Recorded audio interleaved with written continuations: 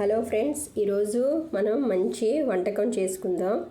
ఒక 5-6 తోటకూర కట్టలు, ఒక 2 పెద్ద ఉల్లిపాయలు, 2-3 పచ్చిమిరపకాయలు, ధనియాల పొడి, కరివేపాకు వేసుకొని కొంచెం అల్లం వెల్లుల్లిపాయ పేస్ట్.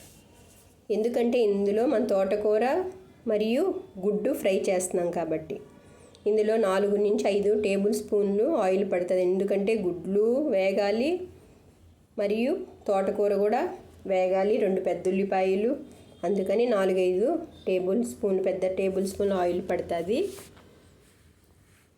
బాండి వేడెక్కినాక నూనె కాగింది.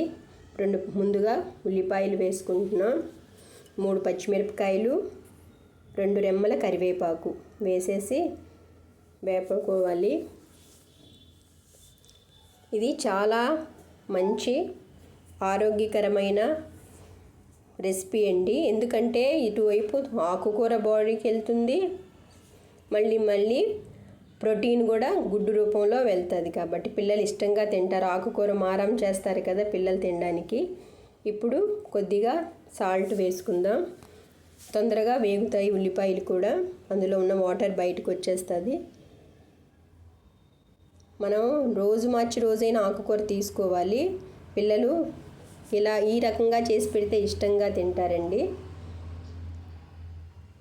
కొంచెం సేపు ఒక మొత్తం కూడా ఒక అరగంటలో అయిపోతుందండి. ఇది తోటకూర శుభ్రం చేసుకోవడం, కడుక్కోవడం.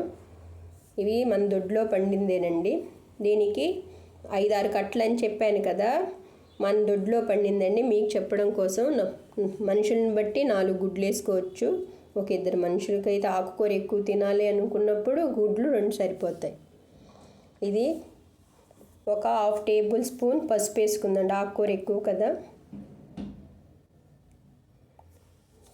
ఇది కూడా మన దొడ్లోనే పండిందండి పసుపు ముందుగా ఉడకబెట్టేసేసి ఆరబెట్టేసి కొంచెం మీడియం ఎండలో తర్వాత మిక్సీ పట్టి జల్లించుకోవడమేనండి. 1 టేబుల్ స్పూన్ అల్లం వెల్లుల్లి పేస్ట్ వేసాను. చాలా మంచిదండి ఇది.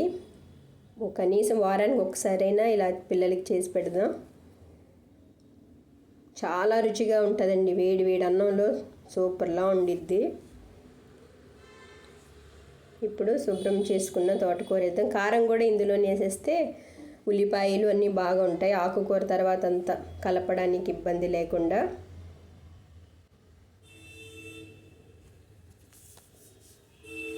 చూడండి ఒకసారి ఇలా కూడాను. ఇది తోటకూర కొంచెంగా వేసేసి వేపేద్దాం. మన తోటలోనే పండిందండి ఇది. కాడలు కూడాను పులుసులాగా పెట్టుకోవచ్చు. ఇది ఫ్రై కాబట్టి కొంచెం కాడలు తీసేసాను. లావుగా ఉన్న కాడల్ని పులుసు రూపంలో పెట్టుకోవచ్చని. చాలా తొందరగా అయిపోతుందండి, సింపుల్ చాలా. ఈ తోటకూర మగ్గడం, తర్వాత గుడ్లు వేసేసుకొని వేపేసుకోవడమేనండి. తోటకూర ఎంత తీసుకుంటే అంత మంచిది మనకి. వారానికి 2-3 సార్లు తీసుకోవాలి తోటకూర పప్పే కాకుండా ఈ రూపంలో కూడా మనకి చాలా మంచిది. ఎక్కువ కాబట్టి కొంచెం ఆయిల్ పట్టింది, లేకపోతే ఒక 2 టేబుల్ స్పూన్ సరిపోతుందండి. ఇందాక కొంచెం ఉల్లిపాయల కోసం వేసాం కదా, ఇప్పుడు కొద్దిగా ఈ ఆకుకూర వేసాం కాబట్టి కొద్దిగా సాల్ట్ వేద్దాం.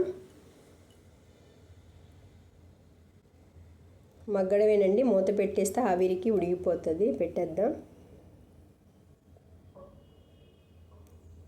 అది పెట్టేస్తే ఆ ఆవిరికి నీళ్లు కూడా అవసరం ఉండదండి. ఒక్కోసారి ముదిరిపోతే తోటకూర కొంచెం నీళ్లు కొంచెం జీలకరించుకోవడమే, ఆకుకూరని బట్టి. అయిపోవచ్చిందండి. మొత్తం అన్నీ వేసేసాం, దీనికి కావాల్సినవన్నీ అయిపోతుంది. ఇప్పుడు గుడ్లు కొట్టేసేసుకొని బేటర్ తోటి ఇలా అనేసి, దీనికి కావాల్సింది కొంచెంగా సాల్టు. కోడిగుడ్లు ఆల్రెడీ సాల్ట్ ఉంటుంది, ఇంకొంచెం సాల్టు, కొంచెం చిటికెడు పసుపు వేసేసి కలిపేద్దాం. ఈలోగా ఇది తోటకూర ఉడికిపోతుంది. అదిగోండి వాటరు వచ్చేసింది. మనం వాటర్ కూడా వేయక్కర్లేదు. ఈలోగా కోడిగుడ్లు మనం రెడీ చేసి పెట్టేసుకుందాం. ఇది అయిపోయిన వెంటనే అది వేసేసుకోవడమేనండి. ఏదైనా మనం సింపుల్గా చేసుకుందాం, కష్టపడొద్దు, ఇష్టంగా చేసేసుకోవడమేనండి. ఏ వంటకమైనా. కోడిగుడ్డు కూడా రెడీ అయిపోయింది. ఎప్పటికప్పుడు శుభ్రం చేసేసుకోవడమేనండి. వంటగది నీట్గా ఉంచుకుందాం. మన వంటగదిలోకి వెళ్ళంగానే ఇష్టం కలగాలండి వంట చేసేటప్పుడు. పని అయిపోయిన వెంటనే ఎక్కడొక్కడ సర్దేసుకుందాం. అయిపోయిందండి. ఇప్పుడు గుడ్లు వేసేసుకుందాం. శాంతంగా ఏగిపోయింది.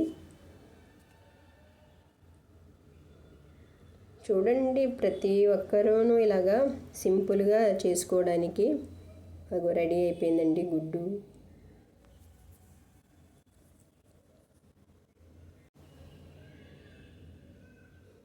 చూడండి, చూపించిన విధంగా ఇలా అయిపోతే సరిపోతుంది.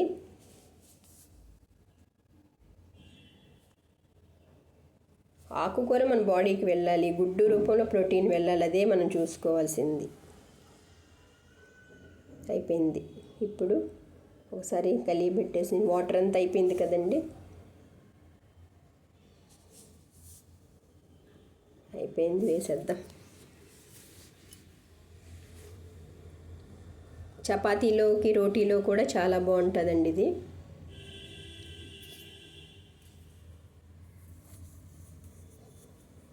ఏదైనా మనం పిల్లలకి మంచి ఫుడ్ అందిద్దాం.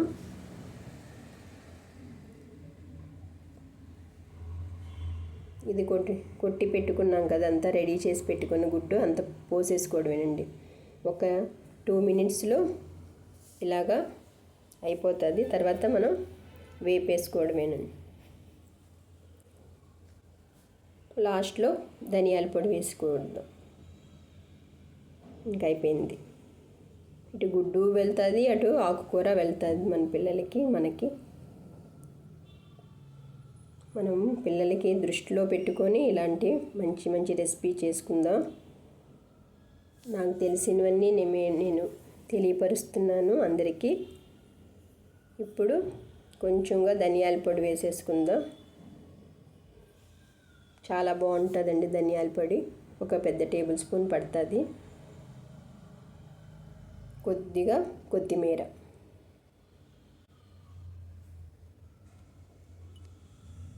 ఈజీగా చేసుకోవడం, మంచి ఫుడ్ని మనం ఎంజాయ్ చేద్దాం. కలిగి పెట్టేసేసుకుందాం. చూడండి, మనం 5-6 కట్టలు చాలా ఆకుకూర వేసినా చూడండి ఎంత అయిందో.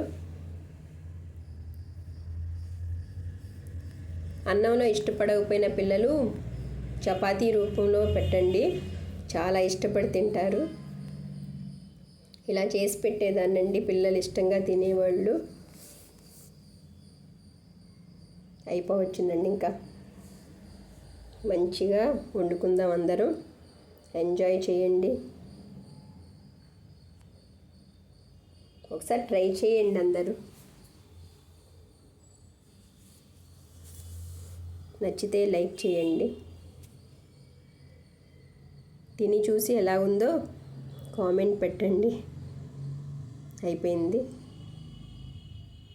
ఏగిపోయిందంతా.